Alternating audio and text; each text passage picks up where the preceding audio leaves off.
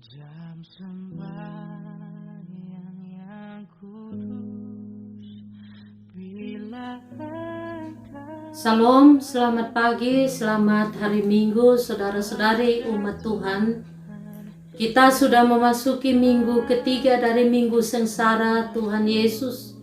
Dalam suasana di mana pandemi COVID-19 masih menjadi pergumulan kita semua.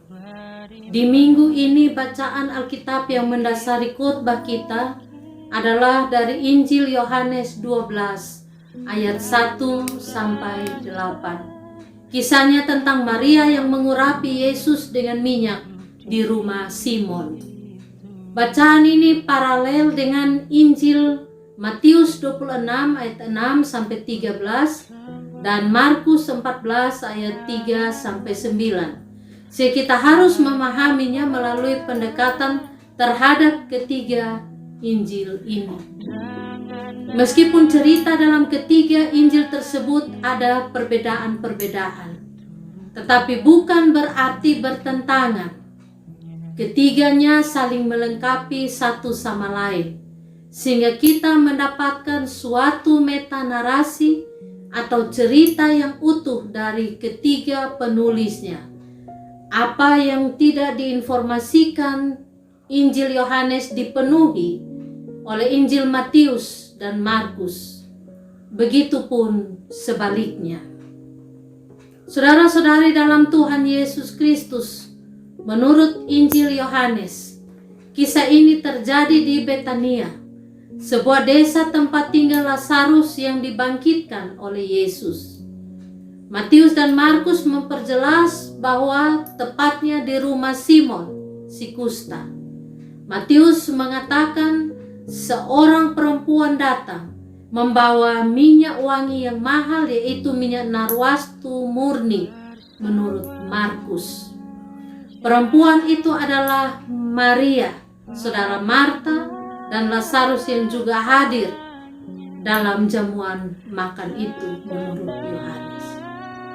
Dalam Yohanes 12 ayat 3 dikatakan Maria mengambil setengah kati dari minyak narwastunya, lalu meminyaki kaki Yesus dan kemudian menyekanya dengan rambutnya. Kita membaca dalam Injil Matius 26 ayat 7 dan Markus 14 ayat 3. Menambahkan bahwa minyak itu pun dicurahkan di atas kepala Yesus. Ini adalah tanda pengurapan. Minyak mahal yang digunakan Maria untuk mengurapi Yesus menjadi pusat perhatian dan ditanggapi oleh beberapa pihak. Disinilah pokok ceritanya. Biang keroknya adalah Yudas. Kegusaran yang diungkapkannya telah memprovokasi murid-murid yang lain dan orang-orang yang hadir di situ, sehingga mereka pun ikut-ikutan gusar dan memarahi perbuatan Maria. Narasi yang dipakai Yudas adalah pemborosan dan orang-orang miskin. Menurut apa yang dibuat Maria adalah suatu pemborosan.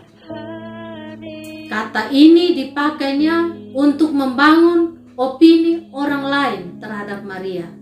Karena memang tindakan pemborosan tentu tidak disukai oleh banyak orang. Menurutnya minyak itu dapat dijual 300 dinar dan uangnya dapat dibagikan kepada orang-orang miskin. Lagi isu kemiskinan dipakai Yudas sebagai alat propaganda. Dan hasutan yang dibangunnya berhasil mempengaruhi orang lain untuk menyerang Maria. Padahal ini hanyalah intrik atau akal-akalan Yudas saja. Apa yang diucapkannya bukan sungguh-sungguh seperti yang dimaksud hatinya.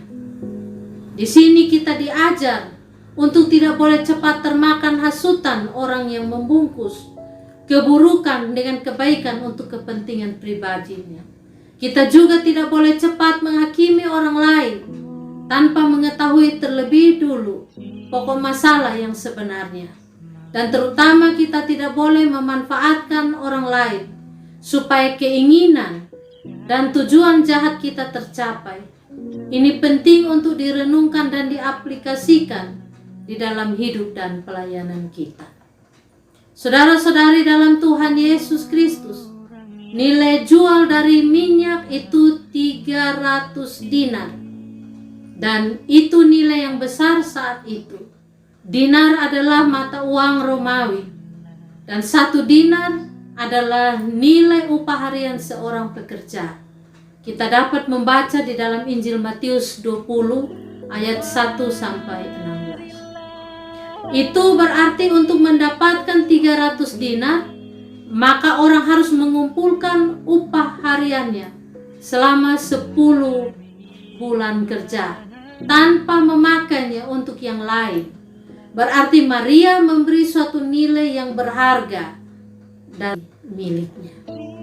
Yudas melihat adanya peluang untuk mendapatkan keuntungan dari hal ini. Kegusarannya terhadap Maria bukan lahir dari kepeduliannya yang sungguh-sungguh terhadap orang miskin dan apa yang dianggapnya pemborosan itu, tapi karena ia menginginkan suatu keuntungan. Yudas memperalat keadaan kaum miskin sebagai jalan untuk mencapai hasratnya dan menilai perbuatan baik Maria sebagai keburukan. Dengan itu menampilkan seolah-olah dirinya adalah orang yang memiliki tanggung jawab dan kepedulian sosial kepada orang lain.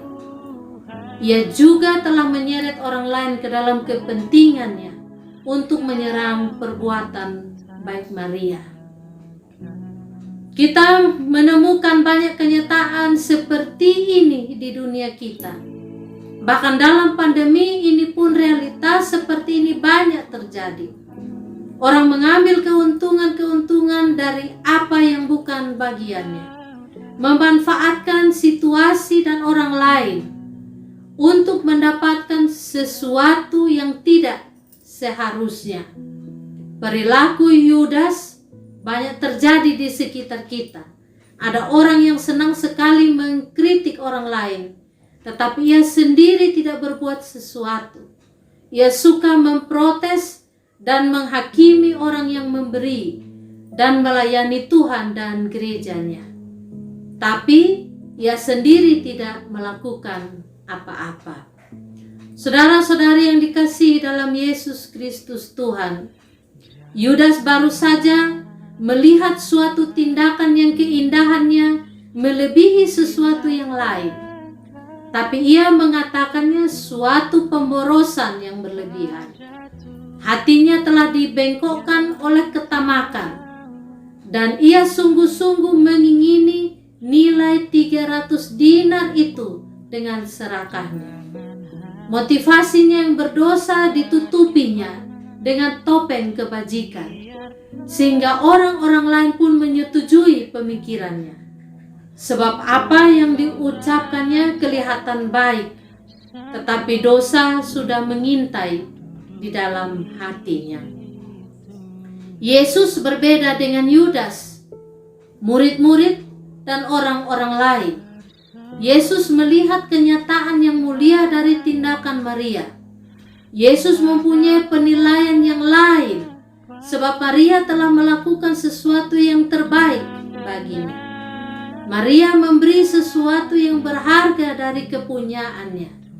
Ia tidak menghitung-hitung nilai pemberiannya. Ia memberi dari kasihnya yang tulus kepada Tuhan. Sebab sesungguhnya hati yang mengasihi menilai bahwa tidak ada persembahan yang terlalu berharga untuk Kristus.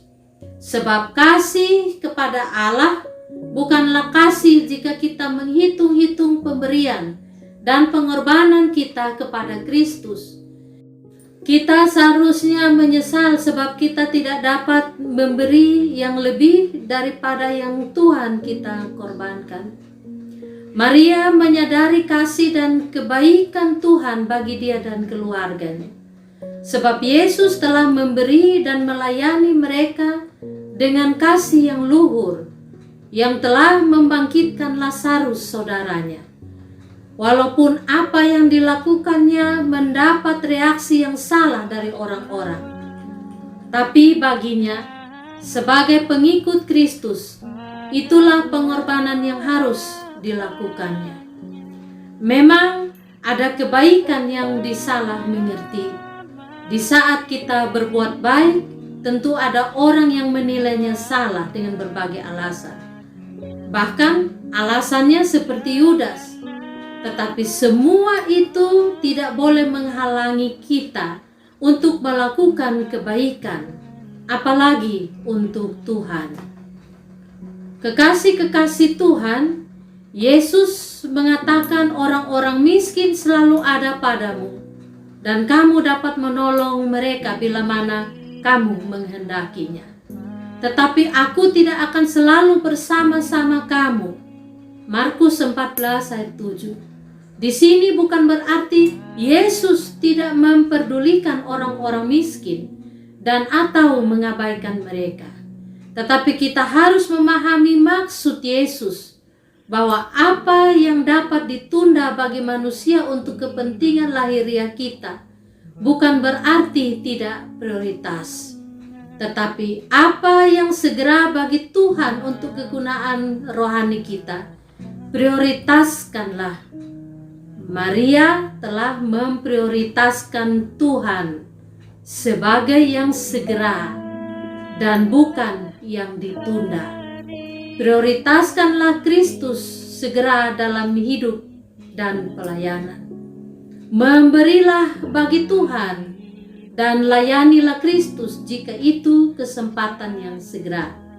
Sebab kita mungkin tidak lagi mempunyai kesempatan itu. Penilaian Tuhan melampaui penilaian manusia. Apa yang dilakukan Maria memiliki makna yang mulia. Bagi Yesus, Maria melakukannya untuk mengingat hari penguburannya yang segera dijalaninya. Dengan penderitaan dan kematiannya di atas kayu salib. Sekalipun Maria tidak memahaminya, tetapi Yesus mengatakan bahwa di mana saja Injil ini diberitakan, apa yang dilakukannya akan disebut juga untuk mengingat Dia. Ini bentuk dari nubuat Yesus tentang Maria yang digenapi, di mana semenjak Injil ditulis, nama Maria dan perbuatannya pun disebutkan. Dan kita pun membicarakannya saat ini. Suatu keistimewaan akan diberikan Tuhan bagi orang-orang yang dengan tulus melayani, mengorbankan yang terbaik bagi Tuhan. Tuhan memberikan kesempatan-kesempatan kepada kita untuk melayani dan memberikan yang terbaik baginya. Kita harus memanfaatkannya jika Tuhan masih memperkenankannya. Tidak ada alasan untuk menghitung-hitung pengorbanan kita buat Tuhan, sebab Kristus telah terlebih dahulu berkorban bagi kita. Ia telah mengaruniakan harta yang tidak ternilai, yaitu keselamatan kita. Ia telah datang untuk melayani dan memberikan nyawanya sebagai tebusan ganti kita, supaya oleh penderitaan, kematian, dan kebangkitannya kita beroleh hidup yang kekal. Saudara-saudari di dalam Tuhan Yesus Kristus, Maria telah mengambil kesempatan itu dengan baik. Ia tidak menyia-nyiakannya, dan Tuhan memberinya penilaian yang tinggi. Yudas hanya ingin mendapatkan, tetapi tidak mau memberi. Di sini kita dapat mengatakan bahwa orang-orang yang hanya ingin mendapatkan saja dari Tuhan dan tidak memberi dan melayani akan direndahkan. Tetapi orang yang hidup untuk memberi dan melayani Tuhan akan dipuji dan ditinggikan. Di dalam perenungan kita di minggu-minggu sengsara Tuhan Yesus, kita dapat mengambil bagian dalam pelajaran dari kisah ini. Pertanyaannya sekarang adalah, Di posisi manakah kita? Maria ataukah Yudas? Sebuah pertanyaan bagi kita masing-masing untuk direnungkan, dan kita harus menjawabnya dengan tindakan dan bukan kata-kata, karena itulah yang terpenting. Amin.